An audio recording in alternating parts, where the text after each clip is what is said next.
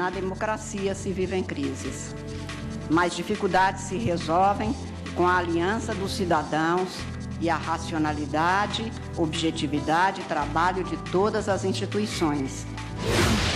Todos aqueles que completaram 6 anos em 2018 têm direito ao primeiro ano do ensino fundamental. Uma forma diferente de resolver os conflitos tem sido adotada por vários tribunais, a constelação familiar. 31 de maio é feriado de Corpus Christi, ponto facultativo. A festa é tradicional, mesmo assim, tem gente que não sabe o que significa.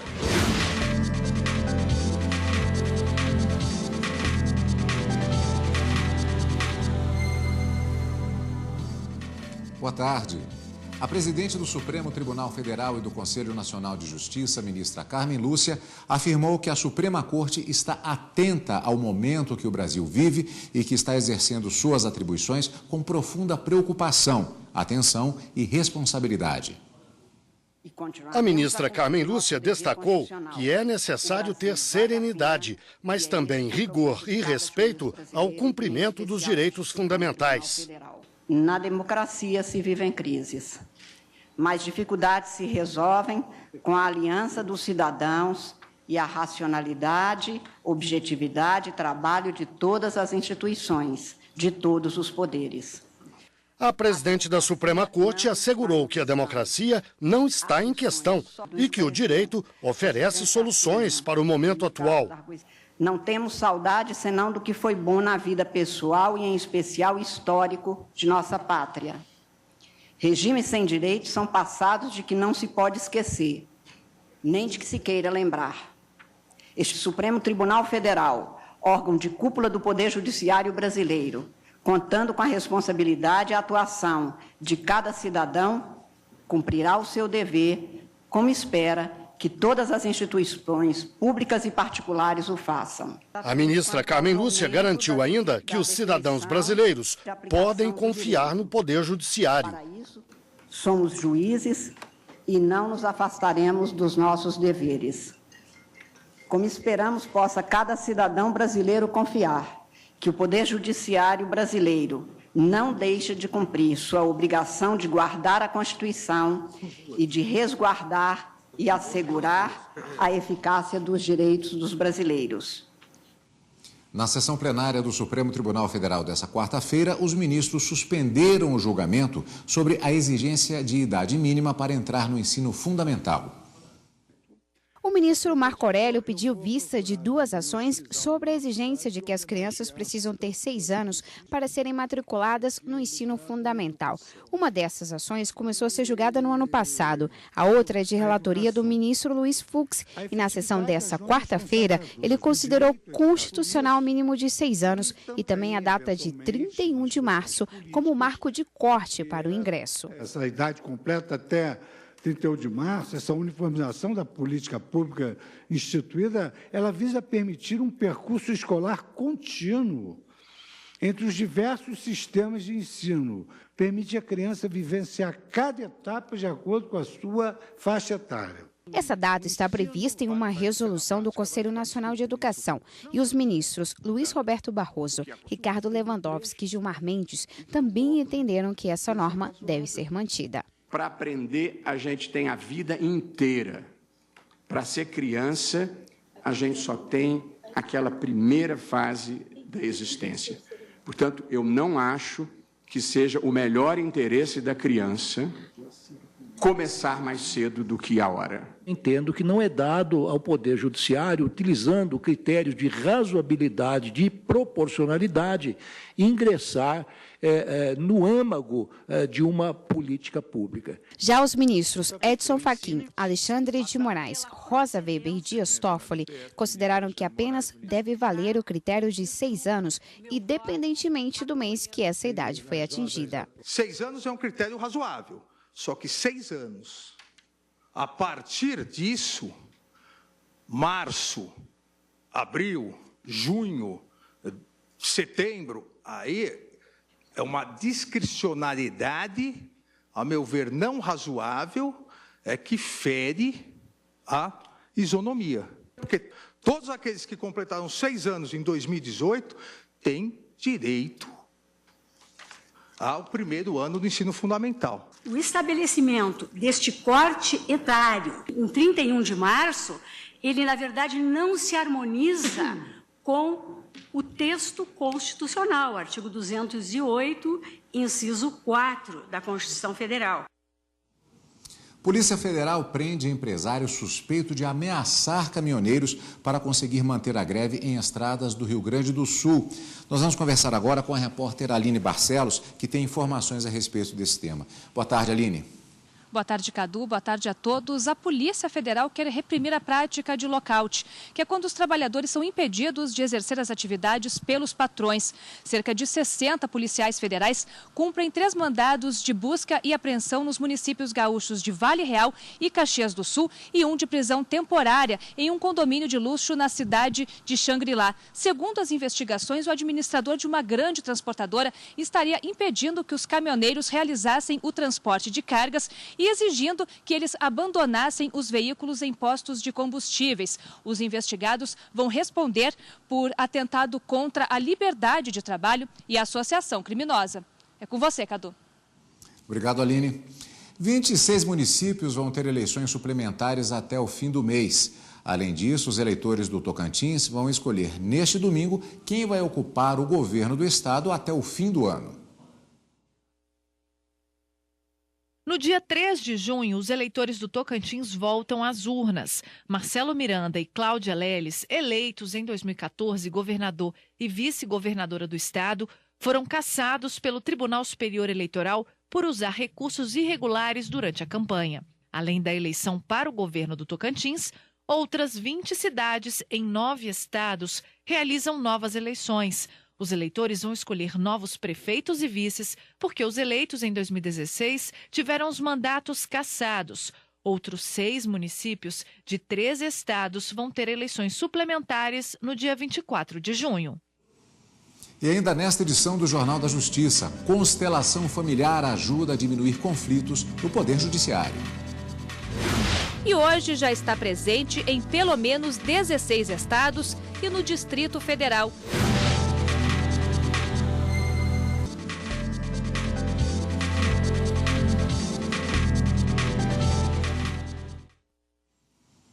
Para os ministros do Superior Tribunal de Justiça, o direito de preferência não se aplica na venda de fração de imóvel entre coproprietários.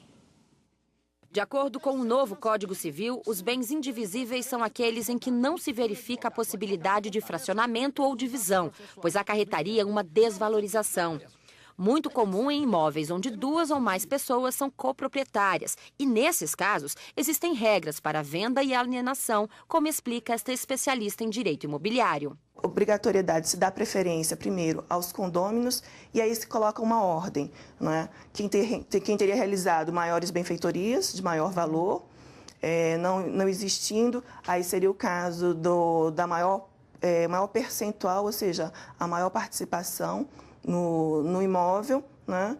E aí se estabeleceria esses regimes de preferência para ser feita a venda. Se isso não for observado e a venda for feita para terceiros em preterição aos demais condôminos, a lei possibilita, né, artigo 504 do Código Civil, que aquele interessado, condômino interessado, tendo conhecimento no prazo de 180 dias, fazer o pagamento do preço, né, e reaver para si a parte do imóvel. Recentemente, o STJ julgou um caso em que o coproprietário com a fração maior de um prédio reclamava o direito à preferência na venda de parte do imóvel que havia sido vendida para outro condômino, dono de uma parcela menor da propriedade.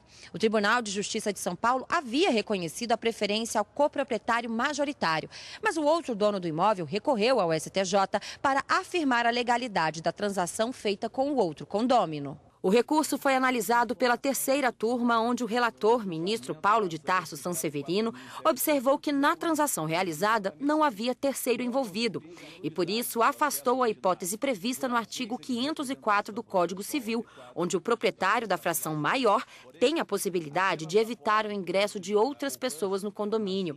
O relator lembrou ainda que o acórdão do Tribunal Paulista fundamentou a decisão no artigo 1322 do Código Civil, que também não não seria aplicável, já que não houve extinção do condomínio. A fração que foi vendida, que se eu não me engano foi de 10%, confirmou-se que poderia ser adquirida por um condômino que não tinha a maior parte do imóvel. A terceira turma acompanhou o voto do relator ao entender que os artigos 504 e 1322 do Código Civil não têm efeito de anular a venda da fração do imóvel de um condômino ao outro. O Conselho Nacional de Justiça estimula práticas no Poder Judiciário para resolver conflitos. Uma delas é a constelação familiar, que já está sendo utilizada na maioria dos estados brasileiros. Divórcio, pensão, inventário, assuntos delicados e que normalmente param na justiça por falta de acordo entre as partes envolvidas. Uma forma diferente de resolver os conflitos tem sido adotada por vários tribunais, a constelação familiar. A técnica começou a ser usada pela Justiça brasileira em 2006 na Bahia e hoje já está presente em pelo menos 16 estados e no Distrito Federal. Em maio de 2017, por exemplo, partes de 11 processos envolvendo pensão alimentícia no Distrito Federal foram convidadas a comparecer à sessão de constelação. 15 dias depois, na audiência judicial, foi possível fazer o acordo em 8 processos. Naqueles em que as duas partes compareceram à constelação, a taxa de acordo foi de 100%. Já em novembro de 2017, foram feitos acordos em 73% dos casos envolvendo guarda de menores que tinham como parte pessoas presentes na constelação feita na vara do tribunal. A ideia da utilização da técnica criada pelo psicólogo alemão Bert Hellinger no judiciário é buscar esclarecer para as partes o que há por trás do conflito que gerou o processo. A medida está em conformidade com a Resolução 125 de 2010 do Conselho Nacional de Justiça, que estimula práticas que proporcionam tratamento adequado aos conflitos de interesse do Poder Judiciário.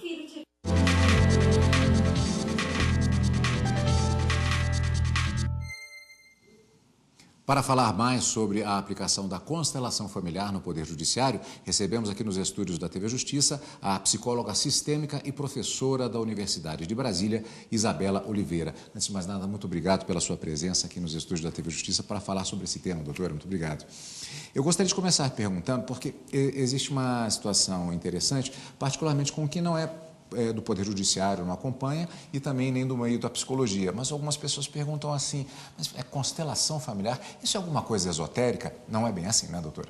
Não, Carlos Eduardo, primeiramente, muito agradecida pelo convite, é um prazer poder estar aqui, poder esclarecer, contribuir para esclarecer o que vem a ser a constelação familiar.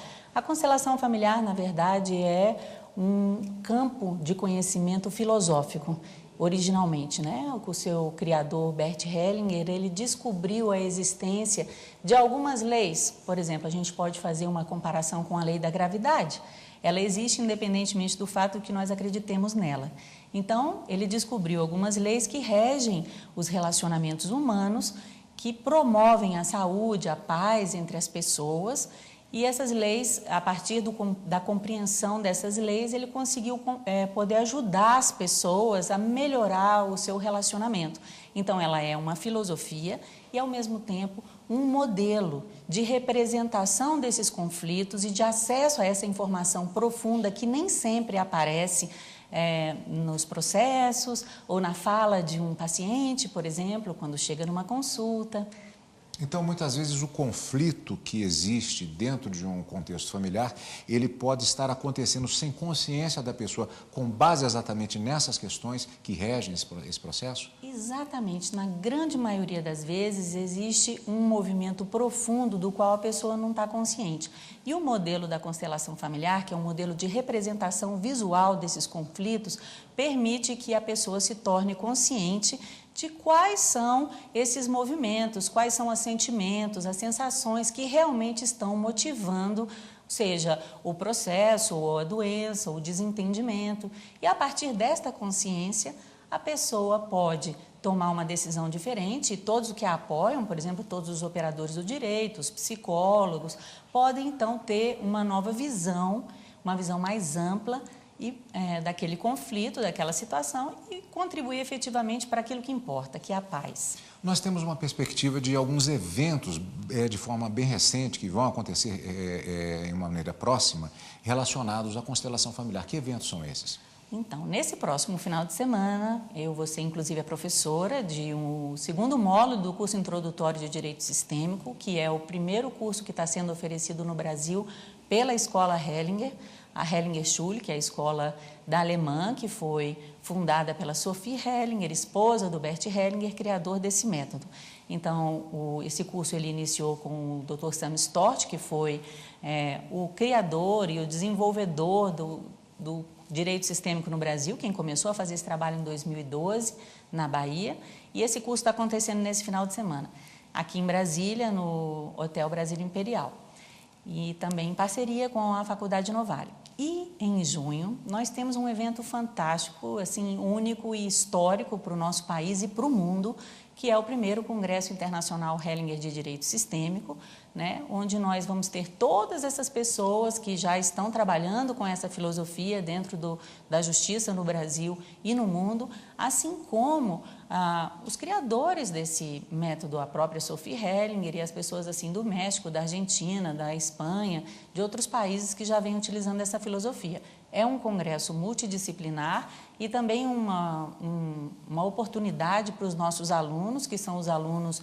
da primeira especialização em Direito Sistêmico, que está se formando já em setembro, de apresentar os seus descobrimentos e as suas experiências. Pelo tema Constelação Familiar, na internet podemos ter informações, inclusive, sobre os eventos. Sim, claro, no site www.hellinger.com e também no site da Faculdade Novare, em São Paulo, que é uma das organizadoras do evento. E a Universidade de Brasília é uma co-certificadora desse trabalho, dada a importância desse tema para a sociedade brasileira. É um tema profundo, eu gostaria de fazer muito mais perguntas, mas o nosso tempo, infelizmente, está esgotado. Mas eu agradeço, de qualquer maneira, a oportunidade de poder passar para os nossos amigos telespectadores algumas informações e criar a semente para que procurem mais informações sobre isso.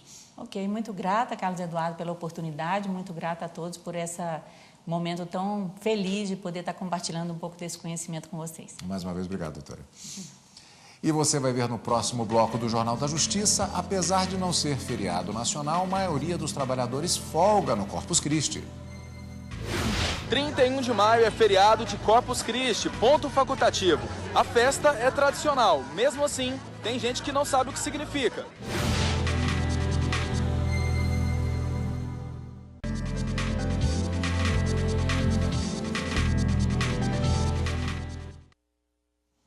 Folga para uns, trabalho para outros. O Corpus Christi, comemorado pela religião católica, é ponto facultativo. Em Brasília, a esplanada dos ministérios é o palco das celebrações. Para a Igreja Católica, hoje é dia da festa cristã que celebra o sacramento do corpo e do sangue de Jesus Cristo. A comemoração é tradicional, mas nem todos sabem o significado. Não sei, tô desatualizado, tô até saindo, gente, não sei não de que é feriado hoje. Corpus Christi. Bacana. Sabe o que significa o feriado de Corpus Christi? Não tenho nem noção. Você sabe que dia é hoje? Sei. Que dia? Corpus Christi. E o que é comemorado em Corpus Christi? O corpo de Cristo. 31 de maio é feriado de Corpus Christi. A data foi considerada pelo governo federal como ponto facultativo. Isso significa que as empresas não são obrigadas a dar o dia de folga. Mesmo assim, as comemorações acontecem em todo o país. Em Brasília, desde as 6 da manhã, os fiéis preparam no meio da esplanada dos ministérios o tradicional tapete feito com serragens, borra de café e outros elementos que representa os santos da Igreja Católica, por onde passará a procissão no final da tarde. São esperadas milhares de pessoas.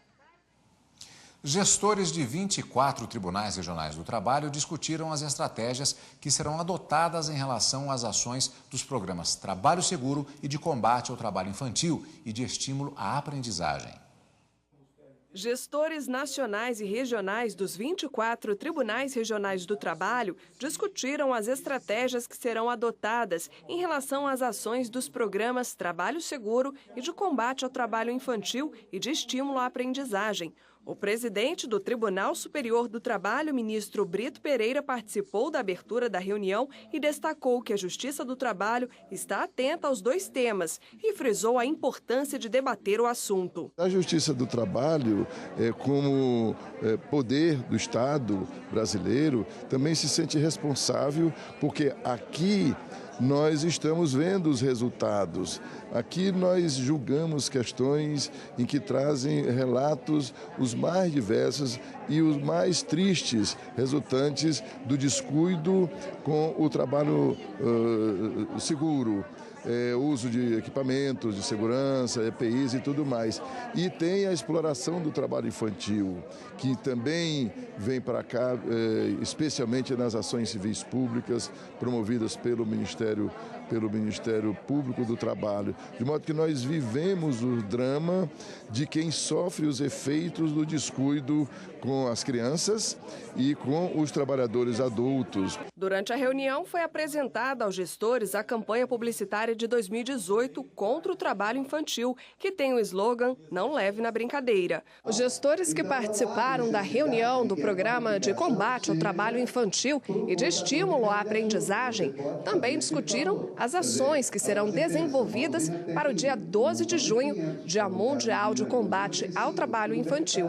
A divulgação do vídeo publicitário contra o trabalho infantil é uma das medidas que deve ser adotada pelos tribunais regionais do trabalho. A coordenadora da Comissão Nacional do Programa de Combate ao Trabalho Infantil e de Estímulo à Aprendizagem, ministra Kátia Magalhães Arruda, ressaltou que o combate do trabalho infantil deve ser constante. O tema do combate ao trabalho infantil é frequente e necessário, porque nós ainda temos 2.700.000 crianças e adolescentes sendo exploradas pelo trabalho precoce. Então, a importância do tema se reveste não só do ponto de vista político, como jurídico e institucional. O Brasil precisa combater e acabar com essa chaga. A situação dos jovens aprendizes em áreas rurais também foi debatida na reunião do Programa de Combate ao Trabalho Infantil. O Conselho Superior da Justiça do Trabalho e os Tribunais Regionais do Trabalho firmaram um protocolo de intenções com o Serviço Nacional de Aprendizagem Rural. A diretora do Senar reforçou o objetivo de ampliar a aprendizagem em áreas rurais do país. A partir do momento que você dá a oportunidade para um jovem, para ele aprender a uma determinada ocupação, uma determinada profissão, dentro de um ambiente controlado, de uma forma correta, com informações profissionais sólidas, você está criando oportunidade a partir dos 14 anos para esse jovem. E dessa forma você também combate o trabalho infantil. A vice-coordenadora da Comissão Nacional do Programa de Combate ao Trabalho Infantil e de Estímulo à Aprendizagem, ministra Maria de Assis Calcem, reiterou a importância de promover a capacitação de jovens aprendizes como forma de aumentar a mão de obra qualificada. Fizemos, então, essa parceria com o Senar.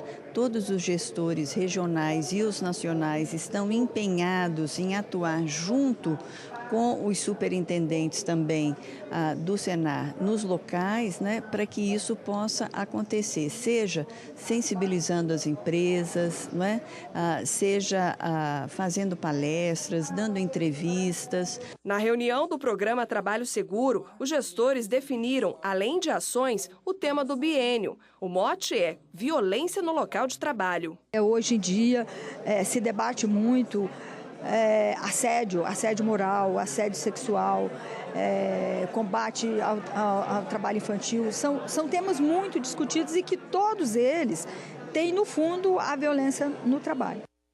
O Poder Judiciário conta com o trabalho de profissionais que colhem informações preciosas para os processos.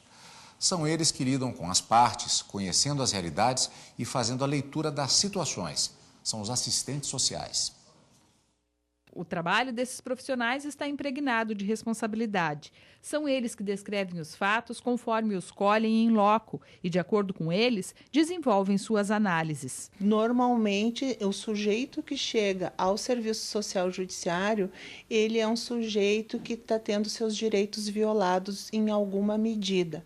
Quer seja pela própria família, quer seja pela sociedade ou pelo Estado. No Juizado da Infância e Juventude, a importância desse trabalho é imensa, já que o destino de crianças e adolescentes está em jogo. O assistente social ele vai poder dar ao magistrado muitos elementos que vão então poder dizer realmente, neste contexto, se indica ou não que a criança permaneça com determinado familiar. Nas varas de família, as perícias realizadas pelo serviço social dão às partes de um processo a chance de serem ouvidas. Por meio de laudos e relatórios, são levados até os juízes situações envolvendo dramas de difíceis soluções. Como nós trabalhamos com litígios de família muito graves, é importante essa escuta especializada, onde as pessoas vão se sentir acolhidas